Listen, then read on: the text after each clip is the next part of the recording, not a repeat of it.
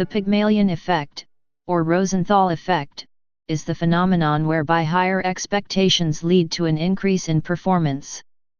The effect is named after the Greek myth of Pygmalion, a sculptor who fell in love with a statue he had carved, or alternately, after the Rosenthal-Jacobsen study, see below. A corollary of the Pygmalion effect is the golem effect, in which low expectations lead to a decrease in performance. Both effects are forms of self-fulfilling prophecy. By the Pygmalion effect, people internalize their positive labels, and those with positive labels succeed accordingly.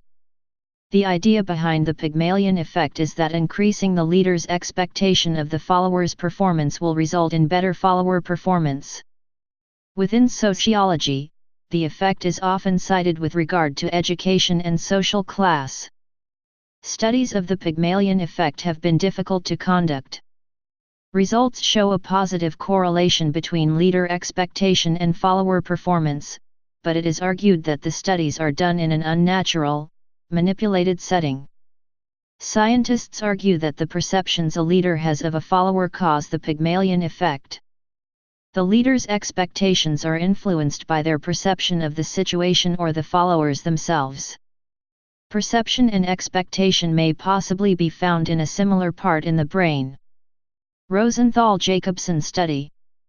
Robert Rosenthal and Lenore Jacobsen's study showed that, if teachers were led to expect enhanced performance from children, then the children's performance was enhanced. This study supported the hypothesis that reality can be positively or negatively influenced by the expectations of others, called the observer expectancy effect. Rosenthal argued that biased expectancies could affect reality and create self-fulfilling prophecies. All students in a single California elementary school were given a disguised IQ test at the beginning of the study. These scores were not disclosed to teachers. Teachers were told that some of their students, about 20% of the school chosen at random, could be expected to be intellectual bloomers that year, doing better than expected in comparison to their classmates. The bloomers' names were made known to the teachers. At the end of the study, all students were again tested with the same IQ test used at the beginning of the study. All 6 grades in both experimental and control groups showed a mean gain in IQ from before the test to after the test. However, first and second graders showed statistically significant gains favoring the experimental group of intellectual bloomers. This led to the conclusion that teacher expectations, particularly for the youngest children, can influence student achievement. Rosenthal believed that even attitude or mood could positively affect the students when the teacher was made aware of the bloomers. The teacher may pay closer attention to and even treat the child differently in times of difficulty. Rosenthal predicted that elementary school teachers may subconsciously behave in ways that facilitate and encourage the student's success.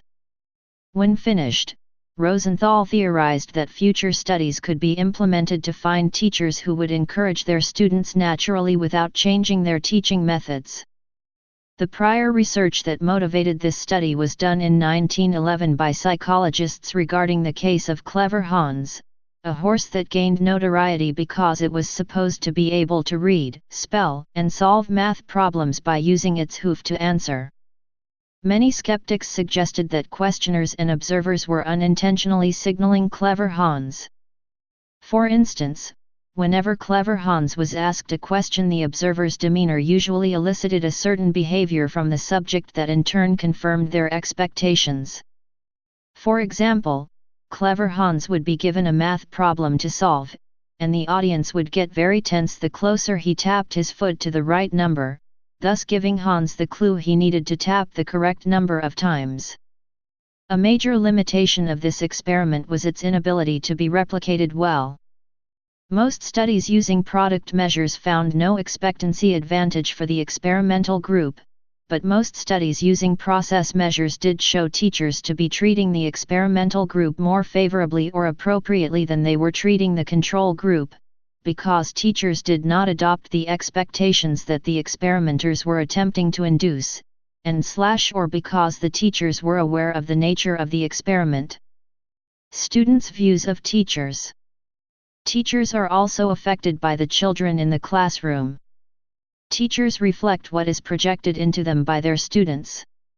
An experiment done by Jenkins and Dino, 1969, submitted teachers to a classroom of children who had either been told to be attentive, or unattentive, to the teacher's lecture. They found that teachers who were in the attentive condition would rate their teaching skills as higher. Similar findings by Harrell, 1971, stated that when a teacher was preconditioned to classrooms as warm or cold, the teacher would start to gravitate towards their precondition. To further this concept, Klein, 1971, did the same kind of study involving teachers still unaware of any precondition to the classroom but with the class full of Confederates who were instructed to act differently during periods over the course of the lecture. Klein reported that there was little difference between students' behaviors in the natural and the positive conditions. In a more observational study designed to remove the likes of the Hawthorne effect, Oppenlander, 1969, studied the top and bottom 20% of students in the 6th grade from a school that tracks and organizes its students under such criteria.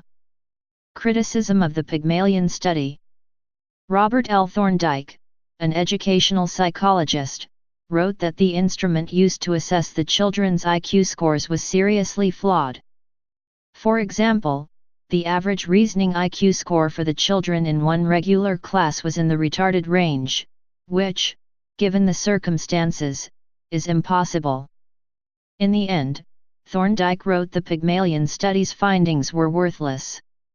He summarized his evaluation of the instrument this way: when the clock strikes 13, doubt is not only cast on the last stroke but also on all that have come before.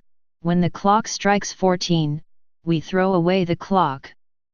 A meta-analysis indicates that the magnitude of the effect of inducing IQ-related expectancies in teachers is reduced by the amount of time teachers have spent getting to know their students prior to expectancy induction.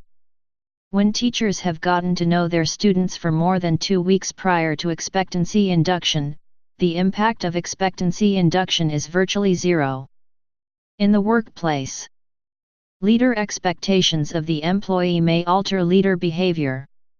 This behavior that is expressed toward an employee can affect the behaviors of the employee in favor of the leader's expectations. The more an employee is engaged in learning activities, the higher the expectation is from the leader. In turn, the employee participates in more learning behavior. Leaders will show more leader behaviors such as leader-member exchange, trust, respect, obligation, etc., setting specific goals, and allowing for more learning opportunities for employees, and giving employees feedback. These factors were brought about by Rosenthal's model of the Pygmalion effect. Please subscribe and thanks for watching.